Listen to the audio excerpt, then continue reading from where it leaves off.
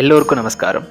இந்த தைப்பூசம் நன்னாள்ல நம்ம ஆலயா மியூசிக்கல்ஸ்ல எதை பத்தி பார்க்க போறோம்னா, எதுக்கு இந்த தைப்பூசத்தை கொண்டாடுறோம், இந்த தைப்பூசத்தை கொண்டாடுறதுக்கான சிறப்பு அம்சம் என்ன, மேலும் இந்த தைப்பூசம் நம்ம எல்லாருக்கும் சொல்லிக் கொடுக்கக்கூடும் ஒரு அற்புதமான வாழ்க்கை பாடம் என்ன அப்படிங்கிறத பத்தி ஒன்னொன்னா பார்க்க போறோம். வாங்க சேர்ந்தே பார்க்கலாம். இந்த தைப்பூசத்தை எதுக்கு கொண்டாடுறோம் அப்படின்னு பாத்தீங்கன்னா, சூரபத்மன் அப்படின்னு ஒரு அரக்கனை முருகப்பெருமான் வதம் செஞ்சாரு அப்படின்னு நம்ம எல்லாருக்குமே தெரியும். ஆனா அந்த சூரபத்மனை அழிக்கிறதுக்காக ஜெகன் மாதாவான பார்வதி அம்பாள் முருகப்பெருமானுக்கு வேல்னு ஒரு அற்புதமான ஆயுதத்தை வழங்கி அந்த நன்னால தான் நம்ம தைப்பூச நன்னாள் அப்படின்னு சொல்லிட்டு கொண்டாடிட்டு வரோம். இந்த தைப்பூச திருநாளோட இன்னொரு சிறப்பு அம்சம் என்னன்னா, முருகப்பெருமானோட பக்தர்கள் காவடி எடுப்பாங்க. எதுக்கு இந்த காவடி எடுக்கிறாங்கன்னா, காவடி ஜென்ரலாவே பாத்தீங்கன்னா ஒரு மாதிரி வெயிட்டா இருக்கும், ஒரு மாதிரி சுமையா இருக்கும். நம்ம வாழ்க்கையிலுமே ஏராளமான சுமைகள் இருக்கு. என்னோட வாழ்க்கையில இருக்கிற சுமையெல்லாம் உன்னோட பாதத்துல நான் வச்சிடுறேன்பா.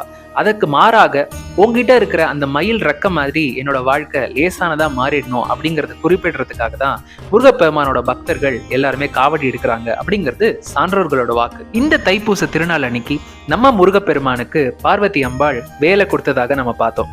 ஆனா அந்த வேல் வீரத்துக்கு மட்டும் பேர் போனது இல்லை, ஞானத்துக்கும் தான் பேர் போனது. நம்ம எல்லாரும் நம்மளோட அறிவை எப்படி வச்சுக்கணும் அப்படிங்கறத குறிப்பிடுறதுக்காக தான் பார்வதி அம்பாள் அந்த வேலை கொடுத்திருக்காங்க. அந்த வேலோட முதல் பகுதியை பாத்தீங்கன்னா ஒரு மாதிரி கூர்மையா இருக்கும். நம்ம எல்லாருமே நம்மளோட அறிவை கூர்மையா வச்சுக்கணும், அதாவது புது புது விஷயங்களை தெரிஞ்சு வச்சுக்கணும் அப்படிங்கறத குறிப்பிடுது. இந்த வேலோட இரண்டாம் பகுதியை பாத்தீங்கன்னா ஒரு மாதிரி அகலமா இருக்கும். நம்மளும் நம்மளோட அறிவை அகலப்படுத்தணும் அப்படிங்கறத குறிப்பிடுறதுக்காக தான் இந்த இரண்டாம் பகுதி. அதாவது இந்த அகலப்படுத்தணும்னா என்னன்னு பாத்தீங்கன்னா, ஒரு குறிப்பிட்ட விஷயத்தை பத்தி மட்டும் தெரிஞ்சு வச்சுக்காம நம்மளும் நம்மளோட அறிவை எவ்வளவுக்கு எவ்வளவு பெருக்க முடியுமோ அவ்வளவுக்கு எவ்வளவு பெருக்கி வச்சுக்கணும் அப்படிங்கறது குறிப்பிடுறதுக்காக தான் இந்த இரண்டாம் பகுதி. இந்த வேலோட மூன்றாம் பகுதியை பாத்தீங்கன்னா ஒரு மாதிரி ஆழமா இருக்கும். அது எதை குறிப்பிடுதுன்னா, நம்மளும் எந்த விஷயம் கத்துக்கிட்டாலும் அதை நுனிப்புள் மேயாம ஆழமா கத்துக்கணும் அப்படிங்கறத உணர்த்தது இந்த மூணாம் பகுதி.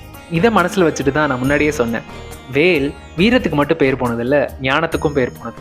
இந்த தைப்பூச நன்னாள்ல நம்மளும் நம்ம கிட்ட இருக்கிற எல்லா அறியாமையும் நீங்கி போய் அற்புதமான அந்த ஞானத்தை முருகப்பெருமானோட அருளாசியோட பெறலாம். சுடராக வந்த வேல் முருகா, கொடும் சூரனை போரிலே வென்ற வேல் முருகா. சுடராக வந்த வேல் முருகா, கொடும் சூரனை போரிலே வென்ற வேல் முருகா. சக்தி உமை பாலனே முருகா, சக்தி உமை பாலனே முருகா. மனித சக்திக்கு எட்டாத தத்துவமே முருகா, அழகின்ற சொல்லுக்கு முருகா. உந்தன் அருளன்றி உலகிலே பொருளேது முருகா, அழகின்ற சொல்லுக்கு முருகா. உந்தன் அருளன்றி உலகிலே பொருளேது முருகா, அழகின்ற சொல்லுக்கு முருகா, முருகா, முருகா. நன்றி. இந்த பதிவு உங்க எல்லாருக்கும் பிடிச்சிருக்கும்னு நினைக்கிறேன். அப்படி பிடிச்சிருந்ததுன்னா ஆலயா மியூசிக்கலுக்கு சப்போர்ட் பண்ணுங்க.